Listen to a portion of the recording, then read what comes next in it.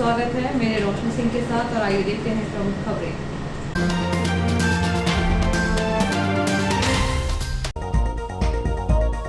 IO की लापरवाही, जालसाजी, धोखाधड़ी का मुकदमा दर्ज किया। धारा 144, 147 रेल अधिनियम का। आरपीएफ ने न्यायालय में परिवाद पेश कर न्यायाधीश को बताया, उमाशंकर के पास बरामद कार्ड में मोहर हस्ताक्षर दोनों जाली। नहर के पानी ने रोका रेलवे के पुल निर्माण का कार्य, प्रतिदिन हो रहा 2.5 लाख का नुकसान। एक सप्ताह से खड़ी है ग्वालियर से बुलवाई गई 250 टन क्षमता की क्रेन, कई जतन करने के बाद भी नहीं रुक पाया पानी।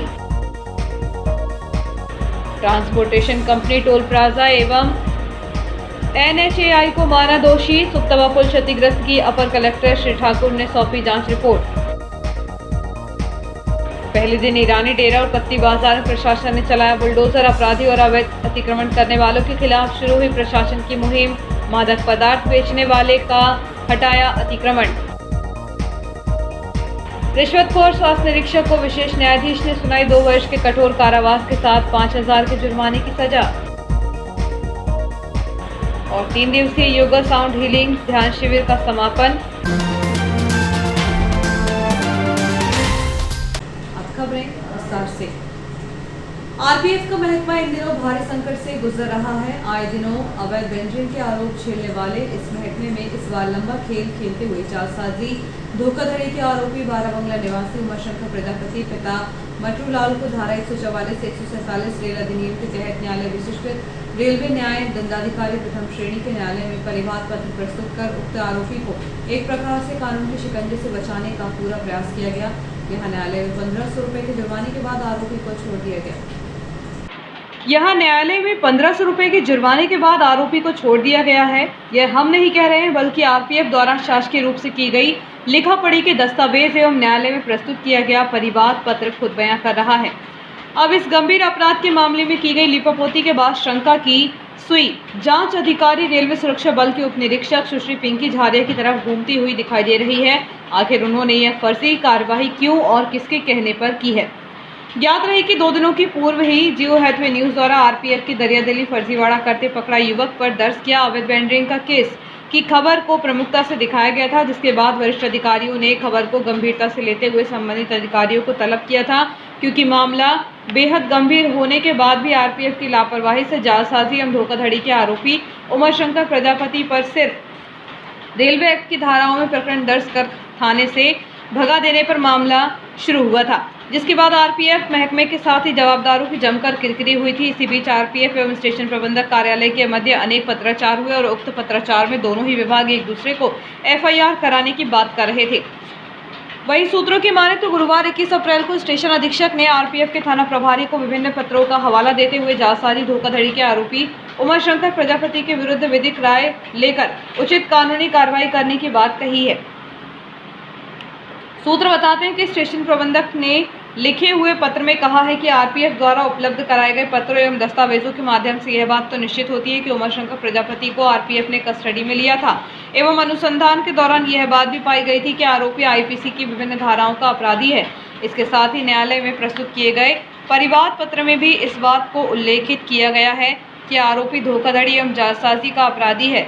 ऐसी स्थिति में विधिक प्रक्रिया के हिसाब से आरोपी पर कार्रवाई करते हुए संपूर्ण साक्ष्य के साथ आरोपी को जीआरपी के हवाले किया जाना था, लेकिन आरपीएफ ने मुचलके पर आरोपी को छोड़कर न्यायालय में परिवाद पत्र प्रस्तुत कर अपराधी उमाशंकर को बचने का अवसर प्रदान किया है। आरपीएफ को लिखे गए इस पत्र की प्रतियां डीआरएम, एडीआरएम सहित अन्य वरिष्ठ अधिकारियों को प्रेषित की गई हैं।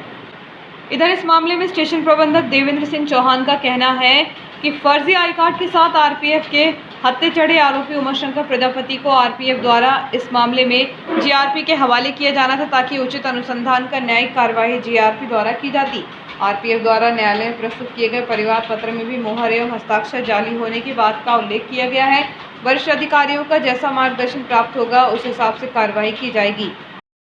वहीं थाना प्रभारी आरपीएफ देवेंद्र कुमार का कहना है कि आरपीएफ द्वारा नियमानुसार कार्रवाई की गई है। चूंकि उक्त मामले में जीआरपी में कोई एफआईआर दर्ज नहीं हुई है, इसलिए आरोपी को जीआरपी के सुपुर्द नहीं किया गया है।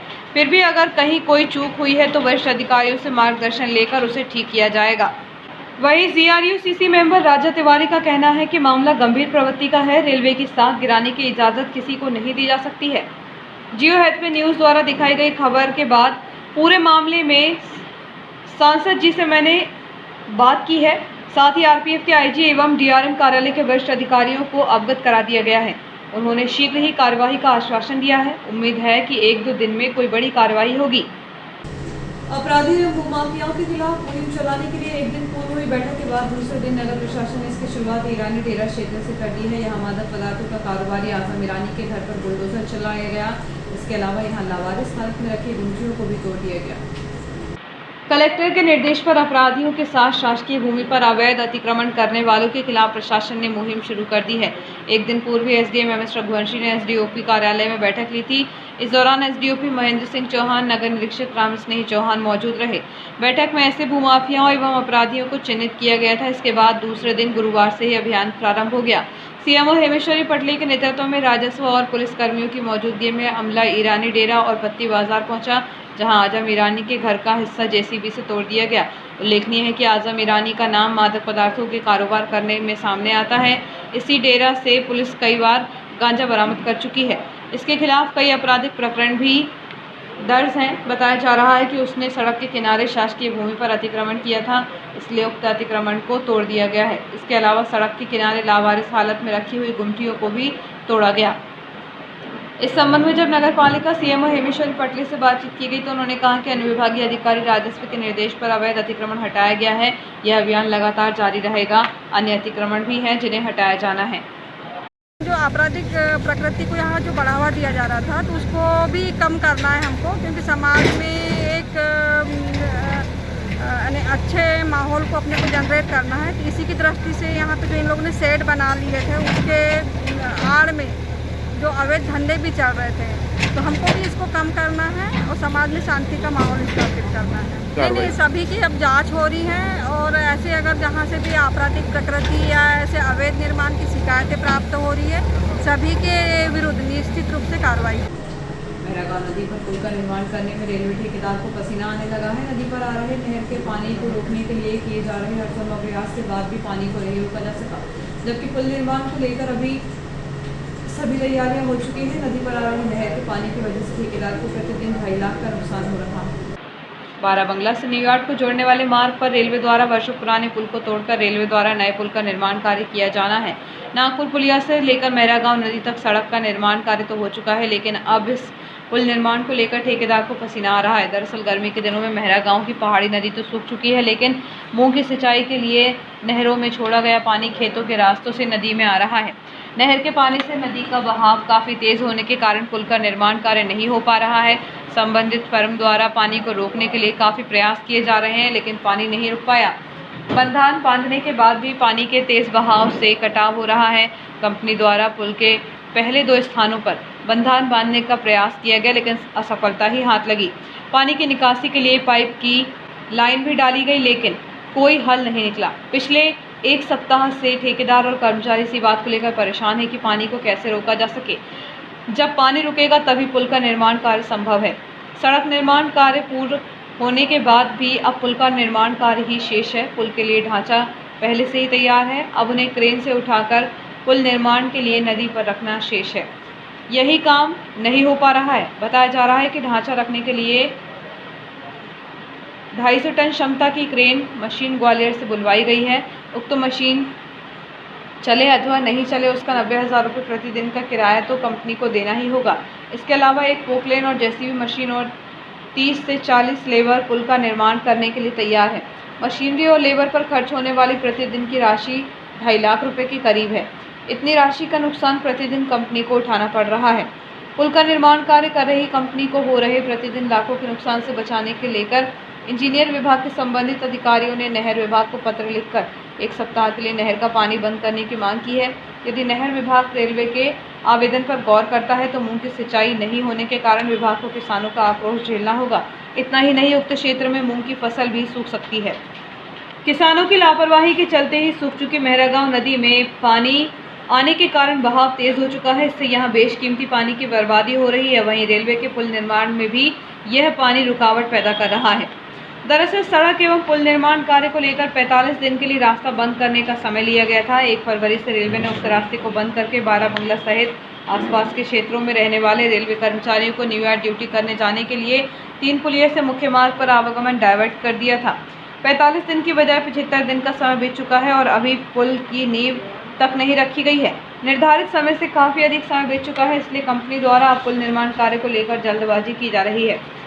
इस संबंध में जब पुल का निर्माण कार्य देख रहे साइट इंजीनियर जुनैद उस्मानी से बातचीत की गई तो उन्होंने कहा कि नदी में आ रहे नहर के पानी के कारण पुल का निर्माण कार्य नहीं कर पा रहे हैं, जबकि निर्माण कार्य के लिए ग्वालियर से बड़ी क्रेन के अलावा पोकलेन और जेसीबी बुलाई जा चुकी है। 1 सप्ताह से क्रेन ऐसे ही खड़ी हुई है। इसका प्रतिदिन का किराया 90,000 रुपये देना पड़ता है। इस प्रकार प्रतिदिन 2.5 लाख का नुकसान हो रहा है।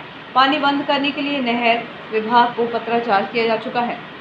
इधर इस संबंध में जब तवा सिंचाई परियोजना के कार्यपालन यंत्री आईडी कुमरे से बातचीत की गई तो उन्होंने कहा कि पानी बंद करने को लेकर रेलवे का पत्र मिला है, परंतु इन दिनों मूंग की सिंचाई का कार्य जारी है। ऐसी स्थिति में नहर का पानी बंद किया तो हमें किसानों का आक्रोश झेलना पड़ेगा।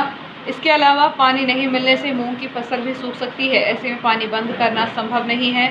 22 मई के बाद ही नहर बंद होगी। सर पहले नाम बताइए। जुनैद उस्मानी। समय काम करने का निकल चुका है, मगर उसकी वजह यह है कि पानी जो है बंद नहीं हो पा रहा, और पानी जब तक बंद नहीं कर पाएंगे तब तक या नहर विभाग बंद करे या हम बंद करें, हमसे बंद नहीं हो रहा। 2-3 बार हम बंद कर चुके हैं, वो कट जा रहा है। पानी बहुत तेज़ है। नहर विभाग जब तक पानी नहीं बंद करेगा तब तक काम मुश्किल है। सारी मशीन खड़ी है हमारे पास, देख लीजिए यहाँ। इसकी फ़ोटो खींचिए क्रेन की। क्रेन हमने वहाँ से ग्वालियर से मंगवाया, वो भी खड़ी है। पोकलिंग भी खड़ी है, जेसीबी खड़ी है, सारी मशीनें खड़ी हैं, मगर पानी बंद न होने की वजह से ये काम करीब 2-2.5 लाख रुपए पर डे का लॉस हो ही रहा है। लेटर दिया है हमारे EN साहब ने, रेलवे विभाग ने लेटर दिया है। देखते हैं उसका क्या जवाब आता है। मुश्किल से 15 दिन के अंदर काम खत्म। लॉयंस क्लब इटारसी समिति द्वारा निःशुल्क 3 दिवसीय योगा साउंड हीलिंग ध्यान शिविर का गुरुवार को समापन हो गया, जिसमें अंतिम दिवस में योग ध्यान के साथ अमृत भोग का वितरण किया गया। इस दौरान योगाचार्य अंजू मिश्रा व श्रीमती रीटा बावेजा को स्मृति चिन्ह प्रदान किए गए। इस दौरान योगाचार्य अंजू मिश्रा व श्रीमती रीटा बावेजा स्मृति चिन्ह प्रदान किए गए। योगाचार्य श्रीमती मिश्रा ने फेस योगा के साथ विभिन्न बीमारियों के इलाज के अनुसार योगासन सिखाए। रीटा बावेजा ने साउंड हीलिंग ध्यान भी कराया। इस अवसर पर श्रीमती इंदिरा तिवारी ने प्रातः काल लिए जाने वाले ऋषि भोग को तैयार करने की विधि बताई। फिर हर्बल टी के साथ अमृत भोग का सभी महिलाओं में वितरण किया गया। योग सीखने आई महिलाओं ने वापस 1 सप्ताह के लिए शिविर आयोजित करने की मांग की। इस अवसर पर अध्यक्ष पुष्पा अग्रवाल, निशा जैन दायडा, पुष्पा अग्रवाल, शोभा ओसवाल, शीला जैन, इंदिरा तिवारी, नीरू मिश्रा, मंगला तिवारी आदि मौजूद रही। मैं रीटा बावेजा हूँ, प्रोफेशनल साउंड हीलर हूँ। वैसे तो क्या है कि आवाज़, ध्वनि तो प्राचीन समय से हमारे साथ कहीं ना कहीं जुड़ी है। जैसे हम मंदिरों में जाते थे तो बेल्स बजती थी, या क्रिश्चियनों के कैरल्स हो गए, या मंत्रों के जाप हो गए। लेकिन अब उसे एक साइंटिफिक फिज़िक्स जब से उसके साथ जुड़ गया है, क्वांटम फिज़िक्स और बिग बैंग थ्योरी के ऊपर उसके साथ मिला है, क्लब हो गई वो, तो वो एक न्यू टेक्नोलॉजी बनी है साउंड हीलिंग टेक्निक। इससे हम ना केवल बीमारियों को दूर कर रहे हैं, बल्कि मन, मस्तिष्क और जितनी भी अपनी जो प्रॉब्लम्स होती हैं उनको हम हील कर रहे हैं इसके थ्रू। ये अलग अलग बीमारियों के लिए अलग अलग बाउल्स बने गए हैं। इन्हें सिंगिंग बाउल्स बोलते हैं, जो 7 धातुओं से बने गए हैं, और इन धातुओं को मिला के जो इसे हाथ से ठोक के बनाया गया है, इसे एक बाउल का रूप दिया गया है। और उसमें से अलग फ्रिक्वेंसी, अलग वाइब्रेशंस निकलते हैं जो हमारे शरीर में जाते हैं। और हमारे शरीर में जैसे कहते हैं कि 70% पानी है, तो और साउंड बहुत ईजिली ट्रैवल करता है, सबसे फास्टेस्ट ट्रैवल करता है। इसलिए जैसे ही इसके साउंड के वाइब्रेशन हमारी बॉडी में जाते हैं, वो सेल्स बैलेंस होने लगते हैं। क्योंकि जब भी जो भी सेल्स होते हैं वो डिसबैलेंस होते हैं तो हमें डिजीज़ होती है। डिजीज़ मतलब डिसईज़, मतलब हमें कुछ भी अच्छा नहीं लगता। तो ये इन सेल्स को बैलेंस करने के लिए एक नई साइंटिफिक टेक्निक है। ये पूरी तरह साइंटिफिक है क्योंकि ये क्वांटम फिज़िक्स के ऊपर निर्भर है। और इससे मतलब मैं बहुत जगह कर चुकी हूँ ये साउंड हीलिंग, और बहुत फ़ायदा हुआ है लोगों का। अब मैं इसकी एक क्लिनिक भी खोलने वाली हूँ, साउंड क्लिनिक खोलने वाली हूँ यहाँ LKG के वो कॉम्प्लेक्स में। तो उम्मीद करती हूँ कि आप सबका सहयोग मिलेगा मुझे, और एक नई टेक्निक से सब रूबरू होंगे। परिषद एवं इटारसी की सफाई ठेके के बिल प्रोसेस करने के एवज में 9,000 की रिश्वत मांगने वाले स्वास्थ्य निरीक्षक डीसी अग्रवाल को माननीय न्यायालय विशेष न्यायाधीश सीबीआई प्रकरण भोपाल के विशेष न्यायाधीश राजेंद्र कुमार शर्मा द्वारा 2 वर्ष के कठोर कारावास के साथ ही 5,000 रुपये जुर्माना अदा करने का आदेश पारित किया गया। बताया जा रहा है कि इस अपराध में अभियुक्त डीसी अग्रवाल स्वास्थ्य निरीक्षक डीसीआर इटारसी को दोष सिद्ध मानते हुए यह सजा न्यायाधीश द्वारा सुनाई गई है। वर्ष 2007 में अभियुक्त डीसी अग्रवाल ने message Raunak security and labour suppliers के इटारसी एवं हरदा के सफाई ठेके के बिल प्रोसेस करने के एवज में 9,000 रुपये की रिश्वत की मांग की थी, जिसके बाद सीबीआई एसीबी भोपाल की टीम ने डीसी अग्रवाल को रिश्वत लेते हुए रंगे हाथों गिरफ्तार किया था, जिसके बाद माननीय न्यायालय ने 19 अप्रैल को धारा 7 भ्रष्टाचार निवारण अधिनियम के अपराध के लिए 2 वर्ष के कठोर कारावास एवं 5,000 रुपये की जुर्माना तथा जुर्माना अदा न करने पर 3 माह का साधारण कारावास तथा धारा 13(2) सह धारा 13(1) डी भ्रष्टाचार निवारण अधिनियम के अपराध के लिए कारावास एवं जुर्माने की सजा सुनाई है। सीबीआई की ओर से प्रकरण में अभियोजन कार्यवाही का संचालन डॉक्टर मनफुल बिश्नोई ने किया। सिख धर्म के 9वें गुरु श्री गुरु तेग बहादुर सिंह के 400वें प्रकाश पर्व पर जयस्तंभ चौक पर गुरुवार को शाम 6 बजे से शरबत का वितरण किया गया। गुरु सिंह सभा के द्वारा सिखों के 9वें गुरु तेग बहादुर के 400वें प्रकाश उत्सव पर स्थानीय जयस्तंभ चौक पर विशेष अरदास की गई। इसके पश्चात विधायक डॉक्टर शीतलचरण शर्मा की मौजूदगी में ठंडे शरबत का वितरण प्रसाद के रूप में किया गया। इस अवसर पर गुरु सिंह सभा के अध्यक्ष जसवीर सिंह छाबड़ा, राजेंद्र सलूजा, रिंकू टूटेजा, हरप्रीत छाबड़ा, सनी छाबड़ा, चिंपू भाटिया आदि उपस्थित रहे। वक्त है छोटे समय का, बने रहिए न्यूज़ के साथ।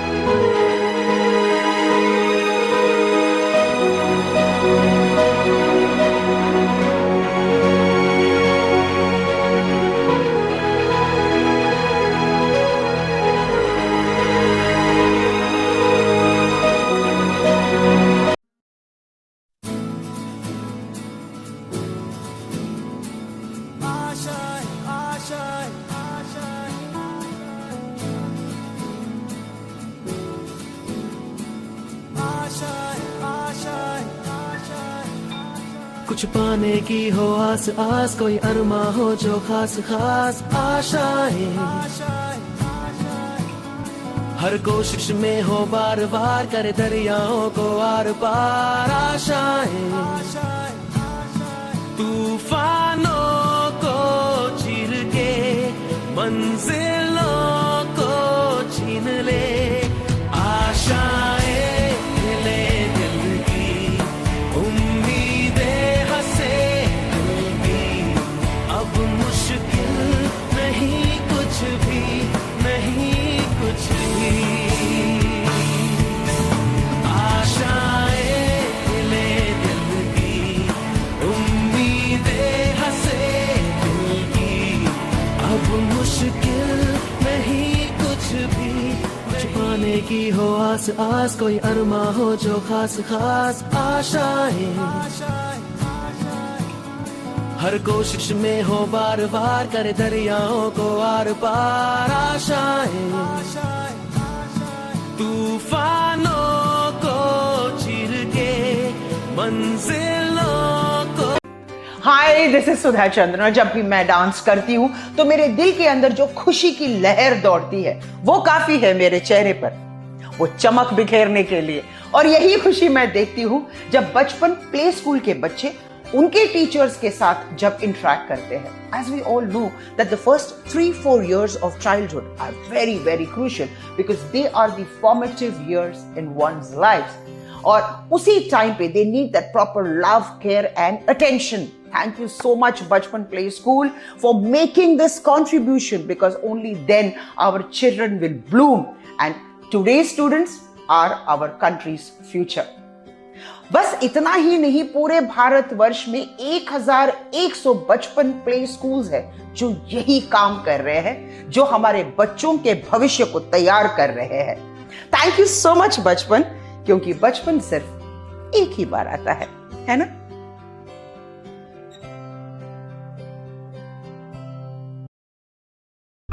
MGM School believes that a better tomorrow lies in the young minds of children.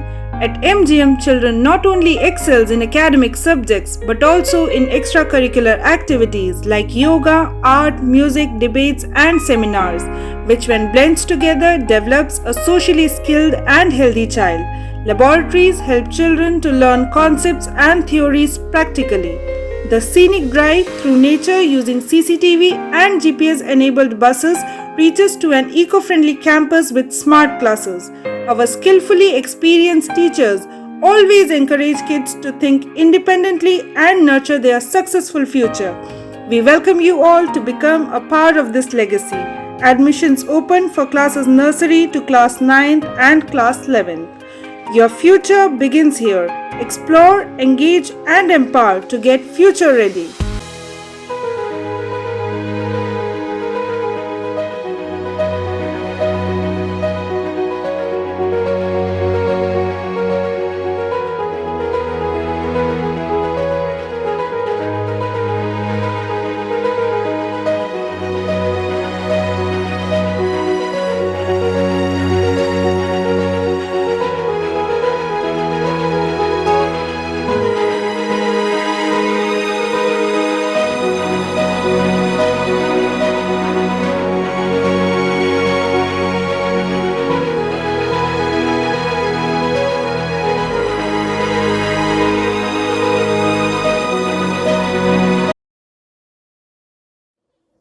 जिंदगी में किसी भी रास्ते पर चलने से पहले उस रास्ते की जानकारी और सच्चाई दोनों से वाकिफ होना हमें बहुत जरूरी है। नमस्कार साथियों, मैं Manju Thakur, centre head noble computer services Itarsi. Student के टैली को लेकर बहुत से प्रश्न होते हैं, जैसे टैली कहाँ से करें या टैली के बारे में और भी जानकारी या फिर उसके बाद जॉब। इन्हीं सारे प्रश्नों को लेकर मैं आपके सामने आज आई हूँ। हो सकता है ये आपके भी प्रश्न हो, इसलिए इस वीडियो के अंत तक आप मेरे साथ बने रहिएगा। सबसे पहला प्रश्न होता है कि हम टैली किसी भी सेंटर से करें क्या फ़र्क पड़ता है। इसके विषय में मैं आपको बताना चाहूँगी कि टैली सॉल्यूशन प्राइवेट लिमिटेड वो कंपनी है जिसने कि टैली बनाया था, और जिसने बनाया और वही जब एजुकेशन देना चाहे तो इसके लिए उन्होंने अपने हर जिले में अधिकृत TIL स्टार्ट किए। नोबल कंप्यूटर सर्विसेज पिछले 19 वर्षों से करीबन 10,000 स्टूडेंट को टैली सिखाकर एक भरोसेमंद और मनपसंद नाम बना हुआ है। तो जब आपके शहर में अधिकृत टैली सेंटर है तो फिर कहीं आप एजुकेशन लेने और क्यों जाओगे, क्योंकि आप टैली के लिए एकदम नए होते हैं। तो जिस सॉफ्टवेयर पे आप प्रैक्टिस कर रहे होते हैं तो आपको नहीं पता होता है कि असली है नकली है।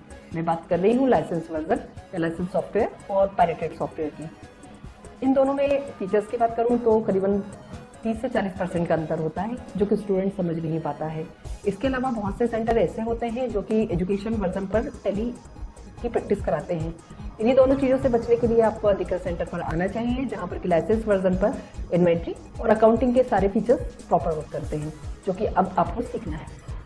अधिकृत सेंटर से ऑनलाइन एग्जाम पास करने के बाद स्टूडेंट को वेरीफाइबल सर्टिफिकेट मिलता है। इस सर्टिफिकेट को कोई भी टैली एजुकेशन की वेबसाइट पर जाकर सर्टिफिकेट नंबर से वेरीफाई कर सकता है। स्टूडेंट के बारे में सारी इन्फॉर्मेशन उसको मिल जाएगी। इसके अलावा सर्टिफिकेट की यदि वैल्यू बोलूँ तो इंडिया में सभी जगह एक जैसी होती है। प्लेसमेंट की यदि हम बात करें तो टैली ने अपने स्टूडेंट को ऑनलाइन पोर्टल प्रोवाइड किया हुआ है, जिस पर स्टूडेंट का ID होता है। यह ID टैली करने के बाद भी, स्टूडेंट के सेंटर से जाने के बाद भी एक्टिव होता है। इसी पोर्टल से स्टूडेंट को जॉब के ऑफर्स आने वाले हैं, और इसी पोर्टल पर स्टूडेंट के लिए अपडेट्स होंगे, मॉक टेस्ट होंगे और लाइब्रेरी की सुविधा भी होगी। इंडस्ट्री प्रिफर्ड करिकुलम, ये पहचान है अधिकृत सेंटर की, जिसके अंतर्गत कंटेंट या बुक बोले और वर्कबुक स्टूडेंट को देते हैं। अपडेट वर्जन पर ट्रेन फैकल्टी के बीच वर्कबुक से रेगुलर स्टूडेंट प्रैक्टिस करते हैं। टीचिंग मेथड की बात करूं तो 70% स्टूडेंट को प्रैक्टिकल और 30% थ्योरी पे ज़्यादा ध्यान दिया जाता है। यदि मैं जॉब की बात करूं तो हर साल इंडिया में करीबन 13 लाख जॉब MSMEs में जनरेट होती है और जिनमें से हर 7वीं जॉब टैली अकाउंट्स और फाइनेंस के लिए होती है।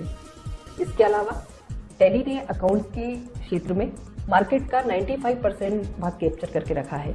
मतलब कंपनी को टैली ट्रेंड चाहिए, मतलब अब जॉब मिलना बहुत ही आसान हो गया है। कोर्स के बारे में यदि मैं बात करूंगी तो हर अधिकृत सेंटर पर बेसिक से लेके एडवांस तक के सारे कोर्स अवेलेबल होते हैं, जिनमें कॉमर्स के स्टूडेंट के साथ साथ अन्य संकाय के स्टूडेंट बहुत आसानी से टैली सीख सकते हैं, क्योंकि वर्कबुक आपके सामने है, 10 फैकल्टी आपके पास है। इसके अलावा मिनिमम क्वालिफिकेशन जो है वो 10th होती है। तो अब आपको समझ में आया होगा कि क्यों हमें सिर्फ और सिर्फ अधिकृत सेंटर से ही टैली करना चाहिए। याद रखिए, आपका सही फैसला, सही चुनाव आपके करियर को एक सही दिशा ही दे सकता है। अपना और अपनों का ध्यान रखें। शुक्रिया।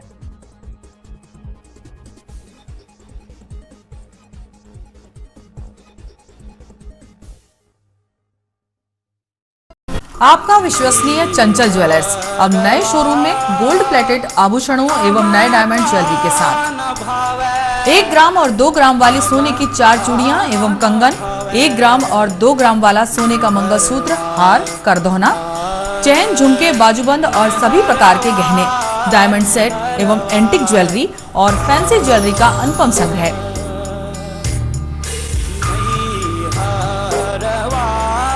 दुल्हन सेट किराए पर उपलब्ध है। 1 ग्राम और 2 ग्राम की हर खरीदी पर निश्चित उपहार पाएं। 1 ग्राम ज्वेलरी मात्र 2000 रुपए में, 2 ग्राम ज्वेलरी मात्र 4000 रुपए में, 3 ग्राम ज्वेलरी मात्र 6000 रुपए में, 4 ग्राम ज्वेलरी 8000 रुपए में, 5 ग्राम ज्वेलरी मात्र 10,000 रुपए में। हमारा नवीन पता है चंचल jewellers, Guru Nanak complex, Bharat talkies road, Itarsi. Mobile 09893054377। अब साधारण पानी और आम वाटर फिल्टर से अपने स्वास्थ्य को खतरे में न डालें। फ्रेस्को इंट्रोड्यूस करते हैं लेटेस्ट टेक्नोलॉजी पर आधारित क्लीन, क्लियर और pure water solution RO, reverse osmosis water treatment system, साधारण और UV वाटर प्यूरिफायर केवल पानी को पार्टली ही क्लीन कर पाते हैं, जबकि RO रिवर्स ऑस्मोसिस एक जटिल बायोलॉजी प्रक्रिया है जो देती है clean and safe drinking water, जो हैवी सॉल्ट और हानिकारक मिनरल्स को दूर कर पानी का स्वाद बढ़ाते हैं। हाई ब्लड प्रेशर, किडनी में स्टोन, डाइजेशन और गैस्ट्रिक प्रॉब्लम को दूर रखती है। बोरवेल के पानी और साधारण जल प्रदाय के पानी को प्रोसेस कर प्योर क्वालिटी ड्रिंकिंग वाटर बनाती है। इनमें किसी तरह का कोई केमिकल उपयोग नहीं होता। तो अब जल ही जीवन नहीं बल्कि प्योर क्लीन वाटर है तो जीवन है। अधिक जानकारी के लिए संपर्क करें Rajat Mishra, centre point sales, authorised service centre, 9 convent school road, near HP gas agency, Itarsi. 07572404747।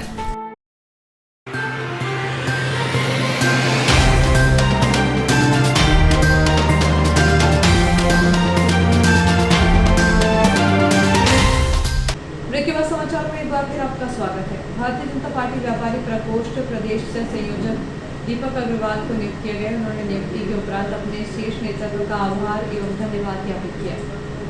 दीपक अग्रवाल लंबे समय से संगठन में कार्य कर रहे हैं और पूर्व में 2 बार व्यापारी प्रकोष्ठ जिला संयोजक, आर्थिक प्रकोष्ठ जिला संयोजक, जिला महामंत्री, पूर्व युवा मोर्चा प्रदेश कार्य समिति सदस्य, मंडल अध्यक्ष, सांसद प्रतिनिधि सहित अनेक महत्वपूर्ण पदों पर पार्टी की सेवा कर चुके हैं और यह क्रम लगातार चल रहा है। सफल कार्यकाल और संगठन के प्रति समर्पण व कार्यशैली को देखते हुए शीघ्र नेतृत्व ने उनको व्यापारी प्रकोष्ठ प्रदेश से संयोजक के रूप में महत्वपूर्ण दायित्व सौंपा है। उन्होंने सभी शीर्ष नेतृत्व का आभार व्यक्त करते हुए कहा कि प्रदेश नेतृत्व ने मुझ पर जो विश्वास जताया है उसमें मैं खरा उतरने का पूर्ण प्रयास करते हुए संगठन को मजबूती प्रदान करूंगा। बीती रात लोहारी रोड पर बड़ी नहर के समीप एक युवक के साथ आरोपी द्वारा मारपीट की गई, जिसकी शिकायत फरियादी ने सिटी थाने में की है। बताया जा रहा है कि बजरंगपुरा निवासी 32 वर्षीय रितेश पिता राजेंद्र मालवीय आयसर वाहन में कंडक्टरी करता है। बीती रात लगभग 9:30 बजे वह भोपाल से वाहन लेकर आ रहे थे, तभी लोहारी रोड पर आगे चल रही क्रेन के चालक द्वारा साइड नहीं देने के कारण उन्हें काफ़ी देरी हो रही थी। किसी तरह वह क्रेन के आगे अपना वाहन निकालकर क्रेन चालक को सही ढंग से वाहन चलाने की बात कही तो क्रेन के चालक अनवर के रिश्ते में लगने वाला साला जाहिद ने जमकर मारपीट की। उसने चप्पल उसकी आंख में मार दी, जिससे उसकी आंख में दिखाई नहीं दे रहा है। इस घटना की शिकायत फरियादी ने सिटी थाने में की है। इस मामले में पुलिस ने आरोपी के खिलाफ प्रकरण दर्ज कर कार्रवाई शुरू कर दी है। राष्ट्रीय यदुवंशम सेना के द्वारा नर्मदापुरम जिले के वन विभाग के अधिकारियों के खिलाफ कार्रवाई कराने के लिए ज्ञापन वन विभागीय अधिकारी वन विभाग के कार्यालय में गुरुवार को दोपहर को सौंपा गया। इसके साथ ही अधिकारियों पर तत्काल कार्रवाई कराने की मांग को लेकर नारेबाजी की गई। इससे पूर्व यादव भवन सूरजगंज से एक वाहन रैली निकाली गई, जो कि खेड़ा स्थित वन विभाग के ऑफिस पहुंची, जहाँ ज्ञापन सौंपा गया। ज्ञापन में बताया गया कि करीब एक माह पूर्व पीड़ित संजू यादव एवं महिलाओं के साथ जिले के चूना रेंज में स्थित जंगलों में डिप्टी रेंजर प्रीतम सिंह बावरिया एवं बीट गार्ड राम लखन सिरोठिया के द्वारा महुआ बीनने को लेकर अभद्रता पूर्वक व्यवहार करते हुए मारपीट की गई, जिसको लेकर राष्ट्रीय यदुवंशम सेना के पदाधिकारियों ने एसडीओ कार्यालय में पहुंचकर वन अधिकारी निशांत दोषी एवं एनएच चौहान को ज्ञापन देकर सामाजिक बंधु से मारपीट करने एवं प्रताड़ित करने के आरोप लगाते हुए उक्त दोषी अधिकारियों के खिलाफ तत्काल कार्रवाई करने की मांग की है। इस संबंध में राष्ट्रीय यदुवंशम सेना के पवन यादव ने बताया कि हमारे सामाजिक बंधुओं के साथ एक माह के अंतराल में 2 बार वन विभाग के वरिष्ठ अधिकारियों के द्वारा अभद्रता करते हुए मारपीट की गई है। इसके साथ ही उसे तरह तरह से प्रताड़ित भी किया गया है। हमारे द्वारा मांग की गई है कि ऐसे अधिकारियों के खिलाफ प्रशासन कार्यवाही नहीं करता है तो उच्च अधिकारियों को भी ज्ञापन दिया जाएगा। वहीं पीड़ित संजू यादव ने बताया कि सालों से मेरा परिवार एसटीआर के जंगलों में निवास कर रहा है और महुआ बीनने से लेकर अन्य कार्यवाही कर रहे हैं, लेकिन एसटीआर के अधिकारियों द्वारा जानबूझकर मुझे और मेरे परिवार की महिलाओं के साथ अभद्रता करते हुए मारपीट की गई है। मुझे लंबे समय से प्रताड़ित भी किया जा रहा है, जिनके खिलाफ तत्काल कार्रवाई होना चाहिए।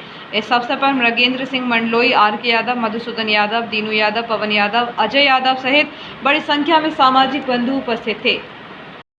सतपुरा टाइगर रिजर्व के 183 फीट क्रमांक में परंपरा डूब किनार से मेरा खेत था, जो छीन लिया, बंद करा दिया सन 15 से। और वहीं महुआ के पेड़े वहीं ग्वाड़ी परंपरा से थी, वो भी हमारी तोड़ मोड़ कर दी। महुआ बीनने जाता हूँ वहाँ पे, अभी 15-20 दिन के बीच की घटना है। और उसमें प्रीतम सिंह बाबरिया डिप्टी साहब थे और राम लखन सिरोठिया नाकेदार, जिनने मेरे बच्चों के भोजन में लात मार के फेंक दिए। वहीं पेड़ के नीचे भोजन कर रहे थे और मैं कहने गया कि साहब हम घर चले जाएंगे थोड़ी देर बाद, 4-5 बजे तो हम घर चले जाते हैं। और भी अपशब्दों से, और मेरी माँ को धक्का मार के गिरा दिया, मुझे गिरा दिया। हाँ, इतने परेशान किए हमको, इतने प्रताड़ित करते हैं कि हमको शिकार के में फंसा देंगे बोले, जबकि हम परंपरा से शिकारी है नहीं, हम जाति गौली के बच्चे हैं। आज यहाँ पर यदुवंश सेना के भाई बंधुओं को ला करके साहब जी से अवगत कराना था, ज्ञापन दिया हमने। नदी पुल के क्षतिग्रस्त से संबंधित जांच रिपोर्ट अपर कलेक्टर नर्मदापुरम मनोज सिंह ठाकुर ने सौंपी है। जांच रिपोर्ट के अनुसार 10 अप्रैल को हुई सुक्तवा पुल टूटने की घटना में ट्रांसपोर्टेशन कंपनी टोल प्लाजा केंद्र एवं NHAI को दोषी माना गया है। बताया गया कि ट्रांसपोर्टेशन कंपनी के वाहन द्वारा परिवहन शर्तों का उल्लंघन करते हुए अधिक भार वाले ट्रॉला वाहन का परिवहन किया था, जिस कारण पुल क्षतिग्रस्त हुआ। ट्राला वाहन की नागपुर सिटी से इटारसी सिटी तक की जारी अनुमति में भी कई बिंदुओं पर अनियमितता दिखाई दी है, जिससे स्पष्ट है कि ट्राला चालक भार वाहन क्षमता से अधिक भार लेकर बिना अनुमति के नागपुर से इटारसी आ रहा था। जांच रिपोर्ट के अनुसार टोल बैरियर मिलानपुर जिला बैतूल, टोल बैरियर खम्बाड़ा मुल्ताई जिला बैतूल एवं परिवहन चेकपोस्ट मुल्ताई जिला बैतूल द्वारा भी ओवरलोडेड ट्रॉली की जांच में लापरवाही बरती गई। साथ ही सड़क मार्ग पर आवश्यक सुरक्षा एवं चेतावनी सूचक संकेतक बोर्ड भी नहीं लगाए गए हैं। इस प्रकार तवा पुल के टूटने में ट्रांसपोर्टेशन कंपनी टोल प्लाजा केंद्र एवं NHAI को दोषी माना गया है। उक्त जांच रिपोर्ट के आधार पर जिला प्रशासन नर्मदापुरम द्वारा संबंधितों के खिलाफ कार्यवाही की जा रही है। शहर के गांधीनगर रंधावा के चाव में एक युवक को उसके ही 2 साथियों ने मामूली बात पर चाकू मारकर घायल कर दिया। घटना बीती रात 12:30 बजे की बताई जा रही है। यह बात सभी आपस में दोस्त हैं और ट्रेन में वेंडरिंग का काम करते हैं। सिटी पुलिस के अनुसार फरियादी यश पिता अग्निभोज खतिया 22 वर्ष निवासी वार्ड नंबर 22 नाला मोहल्ले में रहता है। इटारसी थाने में रिपोर्ट दर्ज कराई गई है कि वह रात को 12:30 बजे के करीब रंधावा की चाल से अपने घर जा रहा था। इसी दौरान जगत सिंह भदौरिया और मनीष भदौरिया ने उससे ज़्यादा कहासुनी करने लगे और गाली गलौज कर चाकू से हमला कर दिया। यश को चाकू पैर में लगा है, जिससे वह गंभीर रूप से घायल हो गया। युवक की शिकायत पर दोनों आरोपियों के खिलाफ मामला दर्ज किया गया है। पुलिस ने दोनों आरोपियों के खिलाफ 294, 323, 506, 34 और ST/SC के तहत मामला दर्ज किया है।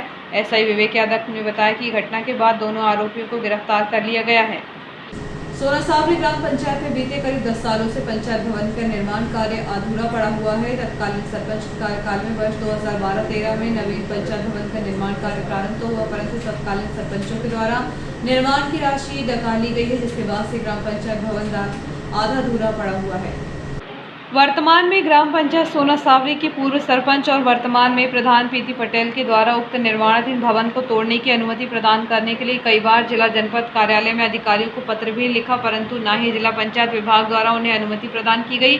जबकि बीते 7 वर्षों से पंचायत भवन आधा अधूरा पड़ा हुआ है, जिस पर अब निर्माण नहीं किया जा सकता। मालूम हो कि तत्कालीन सरपंच केसरबाई के सरपंच कार्यकाल में सोना सावरी ग्राम में नवीन पंचायत भवन के लिए 12,85,000 की लागत से निर्माण कराया जाना था, जिसके बाद नवीन पंचायत भवन के निर्माण कार्य की शुरुआत तो हुई, यहां तक कि दूर एजेंसियों के द्वारा भवन का निर्माण किया गया, परंतु अब तक आधे अधूरे भवन पर छत नहीं डाली जा सकी। वहीं निर्माण की राशि का गबन कर लिया गया है, जिसके बाद तत्कालीन सरपंच और सचिव के खिलाफ जिला पंचायत कार्यालय के द्वारा भी कार्यवाही की गई है। लेकिन बड़े अफसोस की बात है कि अभी तक सोना सावरी ग्राम को नवीन पंचायत भवन की सौगात नहीं मिल सकी है, जिसके अभाव में ग्राम पंचायत में एक मकान में ही पंचायत कार्यालय जैसे तैसे संचालित किया जा रहा है और बार बार सरपंच प्रीति पटेल उसे ग्रामवासी एवं आसपास के मोहल्ले के लोगों के द्वारा नवीन पंचायत भवन बनाने के लिए शिकायत की जा रही है। वर्तमान में ग्राम पंचायत सोना सावरी की पूर्व सरपंच और प्रधान प्रीति पटेल एवं पंचायत स्टाफ के द्वारा पंचायत विभाग की विभिन्न योजनाओं एवं ग्रामवासियों की मूलभूत समस्याओं का निराकरण बड़ी विषम परिस्थितियों में कराए जाने का प्रयास किया जा रहा है। ग्राम पंचायत सोना सावरी की पूर्व सरपंच एवं प्रधान प्रीति पटेल ने बताया कि मेरे 4 साल के कार्यकाल में कई बार लिखित रूप से जिला पंचायत कार्यालय के अधिकारियों को आवेदन देकर आधे अधूरे पंचायत भवन को तोड़कर नवीन पंचायत भवन के निर्माण की मांग की गई है, परंतु अभी तक ग्राम पंचायत सोना सावरी पंचायत भवन विहीन है, जहां शासन की योजनाओं के लिए ग्रामवासियों को परेशान होना पड़ रहा है। 12,85,000 से सेक्शन हुआ था, तो पता चला है कि मूल्यांकन से ज़्यादा राशि शायद उसकी निकल गई है और इसी संबंध में वो विवादित है। 2 एजेंसियां काम कर चुकी है, लेकिन किसी ने निर्माण कार्य अभी तक पूर्ण नहीं किया। पिछले 6 सालों से तो काम बंद पड़ा है उसका। पंचायत भवन 2012 में यहाँ सेक्शन हुआ था, तो जिसमें 2 एजेंसियां काम कर चुकी हैं, लेकिन वो अभी तक निर्माणाधीन पड़ा हुआ है। और मैं सरपंच करीबन पिछले 4 सालों से हूँ, उपचुनाव में सरपंच बनी हूँ, लेकिन ये सारा पंचायत का जो सामान है मेरे घर पर ही है और मैं घर से ही पंचायत भवन ना होने के कारण मैं अपने घर से ही सारा काम करती हूँ। जनता को भी असुविधा होती है। पंचायत भवन के संबंध में मैंने कई बार पत्राचार भी किया, अधिकारियों को लेख किया कि भी इसका कोई आप या तो इसे डिसमेंटल करें या फिर इसका जो भी है निराकरण करके हमें नए पंचायत भवन की अनुमति प्रदान करें, लेकिन इस संबंध में कोई निराकरण नहीं हो पाया। पंचायत भवन नहीं होने के कारण ये मेरे घर पे ही सिस्टम रखा हुआ और यहीं जनता का काम करती हूँ मैं। ज़्यादा लोग बैठ नहीं पाते हैं, एक का काम करो फिर उनको बाहर करके फिर दूसरे का सुनो, नहीं होने से बहुत दिक्कत होती है काम करने में। तो सरपंच के घर से ही पंचायत चल रही है। ग्रास ट्रेन से गिरकर एक 40 वर्षीय युवक की मौत हो गई है, जिसके शव का पोस्टमार्टम शासकीय अस्पताल में कराया गया। चलती ट्रेन से यात्रियों के गिरने की घटनाएं बढ़ रही हैं। विगत 3-4 दिनों में ऐसे 3 लोगों की मौत हो चुकी है। इसी प्रकार इटारसी जबलपुर रेलवे ट्रैक पर रामपुर के समीप डाउन ट्रैक पर 40 वर्षीय युवक का शव पुलिस ने बरामद किया है। सूचना मिलने पर पुलिस ने घटनास्थल पर पहुंचकर मौका मुआयना किया था। वस्तु स्थिति के अनुसार वह किसी चलती ट्रेन से गिरकर घायल हुआ होगा। अधिक खून बह जाने के कारण उसकी मौत हो गई होगी। मृतक के पास से ऐसी कोई वस्तु नहीं मिली है जिससे उसकी शिनाख्त हो सके। पुलिस ने इस मामले में अज्ञात मार्ग कायम उसके परिजनों की तलाश शुरू कर दी है। और आइए देखते हैं प्रमुख खबरें एक बार फिर।